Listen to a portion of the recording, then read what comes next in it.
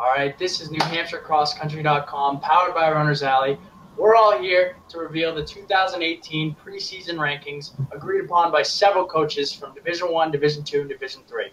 My name is Forrest McKenzie. I'm from Concord High School. I'm going to be your first host. I'm Violet Sullivan. I'm from Exeter. I'm Luke Kasich. I'm from Co-Brown. I'm Madison Cox. I'm from Co-Brown. Okay, so to explain a little bit about the process, the rankings are decided upon by a group of coaches representing all three divisions, and they're based on the returning athletes as well as new additions like freshmen and new athletes to the team. Yep, so we're going to start off with the girls on number 10. We're going to let our girls do that. Okay, so number 10 is Campbell High School. They are D3's strongest team, and they are being coached by the 2017 Coach of the Year, Jan Platt. And this is their third year with her as their coach, and they've won for the past 2 years, so we're going to see how they do. Yeah, they're a tough team. Tough, always did. Number 9 is Bedford, and they returned their entire top 7, so they have a lot of potential. Okay, number 8 is Conval. So if they can find a supporting cast for Viverka and Hurley, they have 2 low numbers and they can move up. Yep. 7 is Central. They have consistent coaching now, so they have a lot of talent too. They have a good group of girls, so they have a lot of potential. Yeah, led by the Pepin twins. They're very good. And it helps that they have where they run at Manchester, and that's where D1s is, so. 3 weeks this year. Yeah. Super helpful. Okay, so number 6 is Oyster River. They have a solid pack, and they have a really close team. So they need a low number, but they've had a lot of improvement this spring with Lily Duty and Madison Hopler, and they can be rising up. Yep, definitely. Number 5 is Co-Brown. Oh! We lost 2 seniors, so we got a few freshmen, and a lot of our girls are coming around off of a good summer. So we have a couple young runners too, a couple freshmen that have a lot of talent. So pretty decent coaching too. Average coaching, I'd say. Coaching's all right. It's okay. Yeah. Okay, number 4 is Nashua South. So in addition to returners, including Callie Coffin, Kendall Bush is doing cross country for the first time, so they can finish higher. Yeah, Callie Coffin's legit.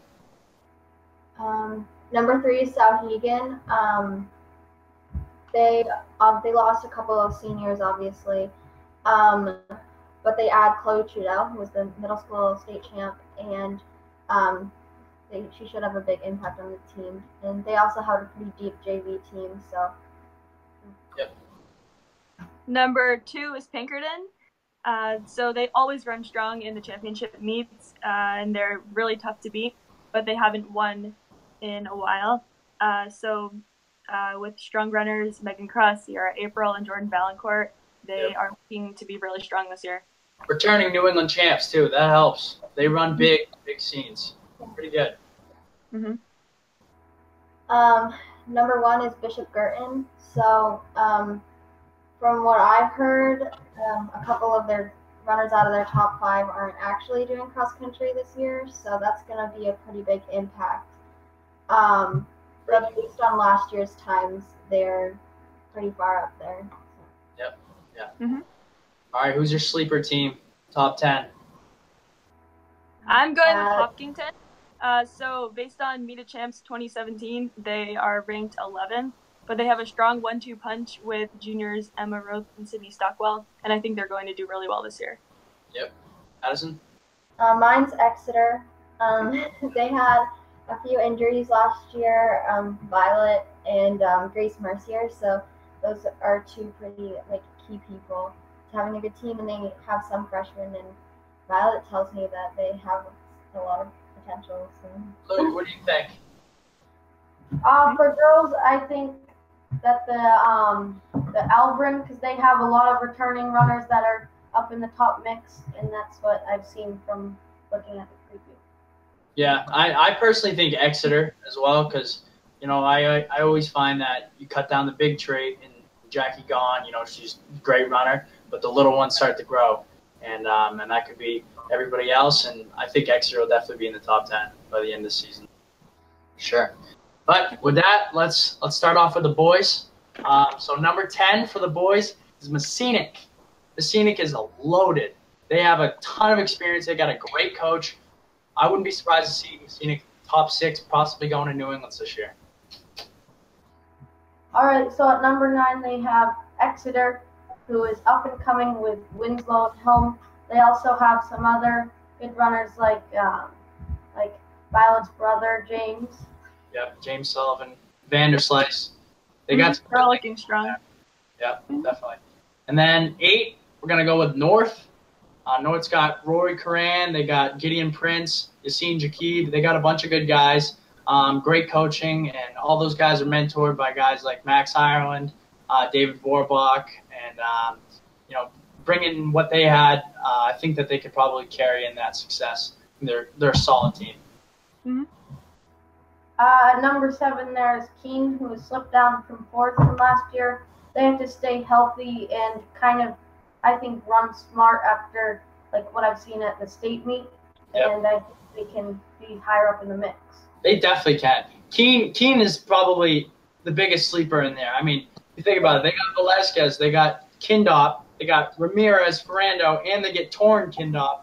They also, They got 5 really good guys. They'll be moving up. All right, number 6, we got Oyster River. Oyster River is a team that is loaded. They have all the talent in the world. They could be the second best team by the end of the year, no doubt. It's whether or not they're going to put it together that's going to be their test this season. Number 5, there's Winnacunnet. They have a lot of people that are kind of up high in the mix.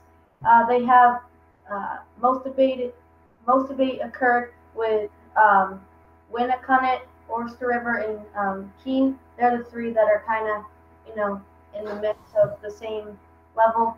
They're separated by 3 points based on the returners. Yeah, and they got Colin Donnelly. They got Jack Taylor. Saw some good results this year from Matt Lambert. Road racing. They lose Tommy Baker, their undoubted leader, fearless leader, but I think they're going to be a tough team. Number 4, we got Cole Brown. These guys are solid. They're led by that scrub right there that you see on the screen, and Wyatt Mackey. Like I said before, average coaching. No, but they have great coaching. Probably one of the best in the state. They put in the work in this summer, and they're another team that could be top 3 easily. Number 3 is Londonderry. They have 3 freshmen going on to sophomore year runners that they're all very high up in the mix, and that should be interesting. They can definitely finish higher than number 3. Yeah, Will Heenan and the boys.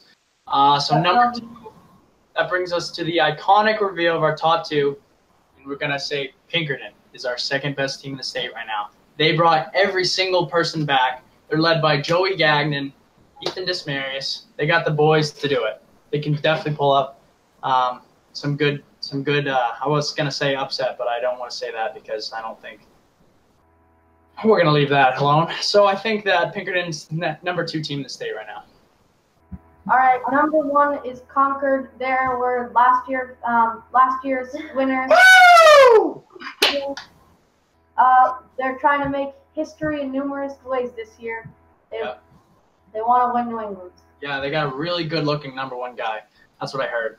So. Stop. We'll make the better. You're not running this year. All right. Bet, I guess. Yep. So that's our rankings. Okay, so those were our preseason rankings before the season starts, and we'll let you know based on movement throughout the season and how different teams are doing, and we'll keep you posted. See you soon. Bye-bye.